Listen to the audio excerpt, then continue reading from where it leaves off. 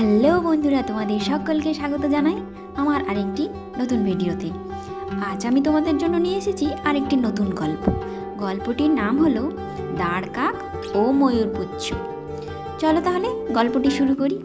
এক জায়গায় অনেকগুলো ময়ূরের পালক পড়েছিল। একটা দাঁড় কাক সেগুলো দেখতে পেল। সে মনে মনে ভাবল, যদি তার পাখার ওই পালকগুলো লাগিয়ে নেয় তো তাকেও বেশ ভালো দেখতে লাগবে। ভাবতে ভাবতে দাঁড় কাক ময়ূর পালকগুলো নিজের পাখায় বসালো আর অন্য দাঁড় কাকদের কাছে গিয়ে গালাগালি দিয়ে বলল যে তারা খুবই খারাপ এবং বিশ্রী দেখতে। তাই সে আর তাদের সঙ্গে না থেকে ময়ূরদের সঙ্গে থাকতে চলে গেল।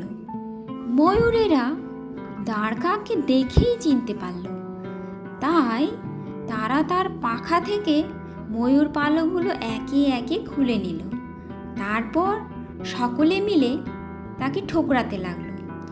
দাঁড় কাক তাদের ঠক্কর খেয়ে যন্ত্রণায় ছটপট করতে করতে সেখান থেকে পালিয়ে আবার কাকেদের দলে এসে হাজির হলো। দাঁড় কাকেরা তাকে দেখে বিদ্রূপ করলো, উপহাস করে বলল, ওহে নির্বোধ, তুই ময়ূরপুচ্ছ পেয়ে অহংকারী হয়ে গেলি আর আবার আমাদের ঘৃণা করে গালাগালি দিয়ে ময়ূরের দলে মিশতে গিয়ে অপমানিত হয়ে আবার আমাদের কাছে ফিরে এলি। তোর কোনো লজ্জা নেই? দাঁড় কাকেরাও তাকে নিন্দা করে তাদের দল থেকে তাড়িয়ে দিল।